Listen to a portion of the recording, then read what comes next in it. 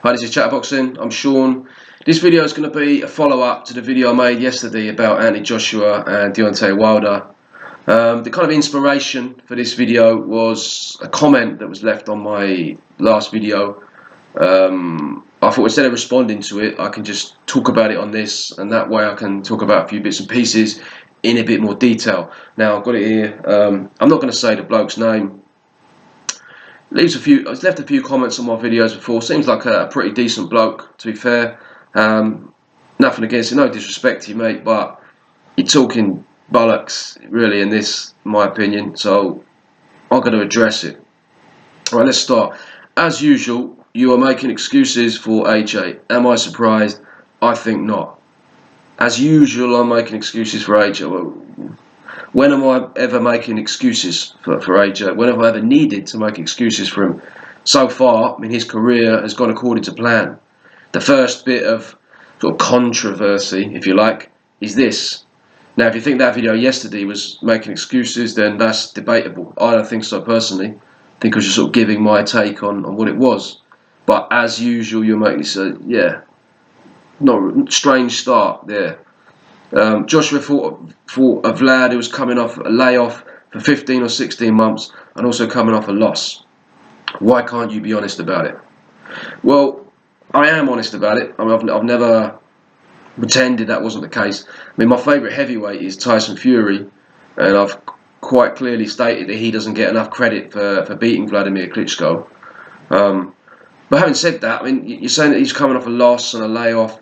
Well, yeah, he's coming off a loss, but that loss clearly inspired him and gave him a real drive to really step up his game and gave him a real hunger for the Anthony Joshua fight. I think most people accepted that. Most people saw that coming, and that was that's what we saw in his performance. It's not like he got knocked out in that fight. Do you know what I mean? Or took a serious beating. He just got outboxed. So yeah, that was something that was sort of going against him, but he also had a lot of things in his favour. I mean, Anthony Joshua had very little experience. Let's not pretend that a lot of people weren't picking Klitschko to beat Joshua. You know, yeah, there was some things, as you mentioned, in Joshua's favour. There's also a lot of things in Klitschko's favour. So that was clearly a very credible win and a risk to take. You say it's because Vlad was not going to be fighting for long. Yeah, I mean, that's what I think. I mean, I'm not going to sit here and tell you it's a fact, because how do I know? It's just my opinion.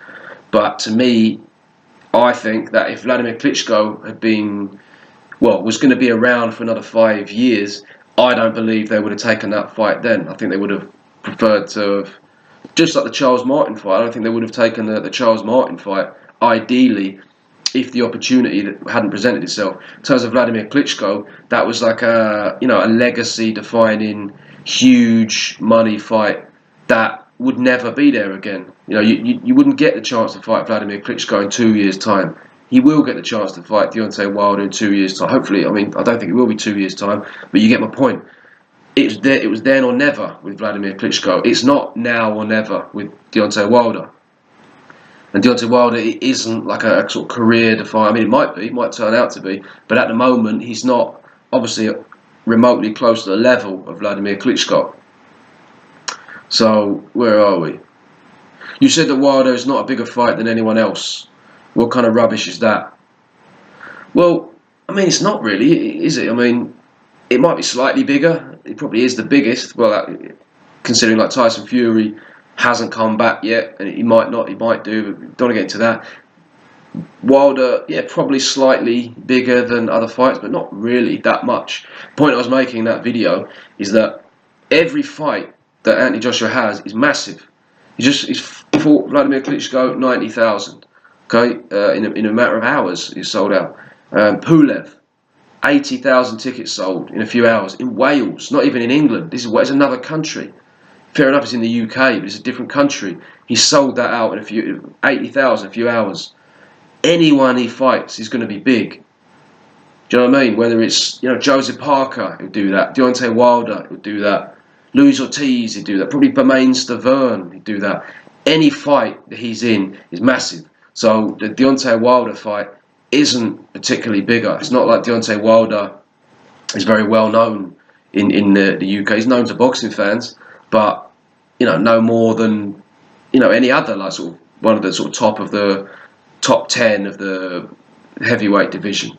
Now he had an opportunity to come to the UK to fight Dillian Whyte, huge payday, to really hype up the fight. He didn't want to do it. Now, I'm not going to get back into that, and we can debate about the reasons for that. The facts are he didn't do that. Now that would have massively increased the fight, the hype of the fight in the UK. If he'd have come over here, Deontay Wilder's got a good personality. So has Dillian Whyte. There's a big Sky Matchroom team behind it. It would have got a lot of promotion. That would have made it a much bigger fight in the UK. He didn't do that. It is what it is. He's not that big in America either, is he? Let's be honest. I mean, he hasn't really. I mean, did he fight once in Las Vegas against Deverne? Was that correct? I'm not really sure. But it wasn't like a big fight, was it? When has he been in a big fight? Do you know what I mean? It's not like he's fighting like Mike Tyson. I mean, if Anthony Joshua is fighting someone like Mike Tyson or Muhammad Ali, these kind of cases, he's not a big name in America. So it's not really a big fight. Yeah, he's like the number one in America. So that in itself is quite big because of the history of American heavyweight boxing and the respect that we do have for American heavyweight, the American heavyweight tradition. So that would get people interested. But if people don't really know who he is, so it's not that big. So yeah, it's I suppose more than anything, it's just that all of them are big. So for him to separate himself from the rest, he needs to do a bit more. Not that I'm saying I don't want to see the fight for that reason. I'm just talking that's what it is in terms of big fights, promoters, networks, etc. Right. Wilder's not one of the best. He is the best. Well, that's debatable, isn't it? I mean, he's definitely one of the best. That's something we can all agree on. He's a world champion. He's undefeated. He's got a good knockout record. But there are other people who potentially could say they're up there as well with him. People you think could potentially beat him. So he's not the best. Yeah, in my personal opinion, he would be the biggest scout right now. Now that Klitschko's gone, Fury's out of the game, he would be, for me personally, the biggest scout that he could fight. But to say that he is definitely the best, he's the number one. Well, I don't know. That's a matter of opinion, and I don't believe that it's shared by everyone. You've always been biased and tried to cover it up. This is the last straw that shows you as otherwise. Just be real for once. Stop covering up as a neutral observer. Right, well, I mean, I'm not going to get into that. Like, people who watch my videos can make up their own minds whether they believe that's true or not. He's just 31. Also, Wilder has time on his side. He is just 31. No, I don't believe that he does have time on his side, and it's not really to do with age. Age has nothing to do with it. I think that Anthony Joshua has time on his side because he's the one who is progressing much quicker. Now, he's had 19 fights. Wilder's had 38. And I've seen Joshua's whole career, and it's been mapped. Every fight he's had, pretty much, he's been getting progressively better. The opponents have got a bit better. It's a different style. You can see how he's learning stuff. You can see how he's progressing and improving. Can you say the same thing for Wilder? I don't think so. I think since he's become world champion, he may have got slightly better. Some people think he got slightly worse. I don't know.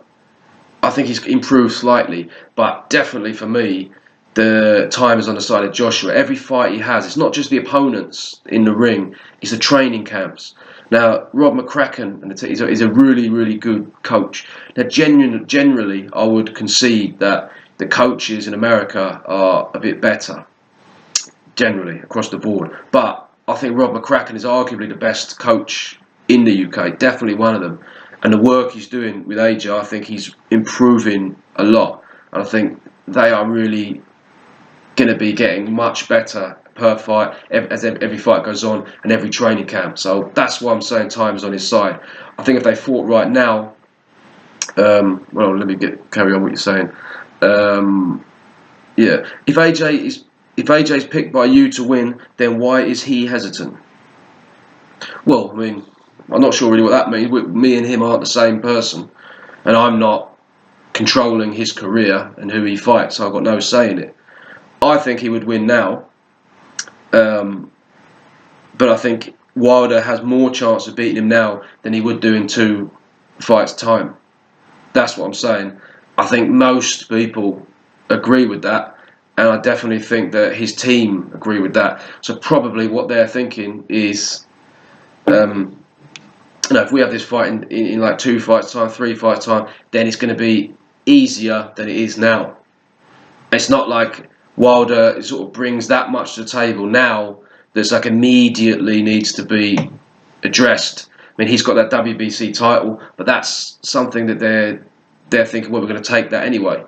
So whether we take it now or we take it in 2 fights' time, what's the difference?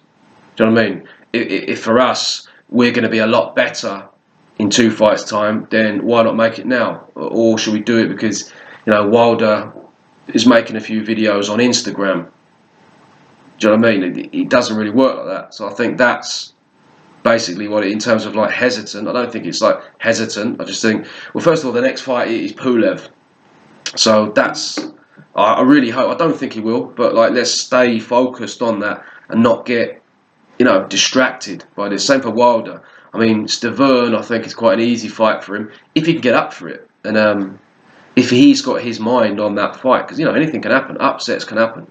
But in the case of Joshua, he needs to focus on Pulev, forget about Wilder. And then after that, now me personally, I would like for that next fight to be Deontay Wilder. I'd like to get this fight made. I'd like to stop all this, back and forth and bickering and name calling and all that. I personally would like to see it addressed then. If it doesn't get addressed then, if he takes on a voluntary, having just fought like a tough mandatory and Vladimir Klitschko, well, I won't be critical of that. I mean, depending on who it is. If it's Rod Salka, then I'm not going to be happy about it. But if he then takes on, a credible voluntary opponent, I'm not gonna be that bothered about it, and I'm not going to be pressured into bothering about it by a load of people ranting and raving on the internet. What else is there? Okay. Okay, a load of stuff saying that I'm being fake on YouTube. I've never had any objectivities in my video. Well, I mean, as I say, if you think that, mate, then that's what you think. As I say, people can make up their own mind on that, whether or not they agree with you. But yeah, that's basically the principle of this. Deontay Wilder is in a real hurry to make this fight. For him, it makes more sense to have it now because I think he agrees with me that he's. I mean, I do think that Wilder also is quite frustrated because now he obviously wants a big fight. So I don't think it's purely like tactical. I think he's kind of itching to get in there and like prove that he's a number one. So I'm not knocking him for that. I'm not. You noticed that in my video, like before, I made like a few videos about Wilder, criticising him for stuff. Now, since then, he's, in my opinion, gone in the right direction. So I stopped criticising him. So I don't know what you're talking about here, biased, and I'm not neutral. You said like a neutral observer. Yeah, I'm not neutral. I'm not like a journalist. I'm a boxing fan who just makes videos. Obviously, I want Anthony Joshua to win if they do fight. But, may the best man win. I am fair about it. I don't want to be, unfair. So, do you know what I mean? That is what it is. Yeah, I can't really think what else I wanted to say. I think I've covered all the points in the video. If I carry on, I'm just going to start waffling. So, yeah, let me know what you think about that if you're watching this video. And thank you very much for watching.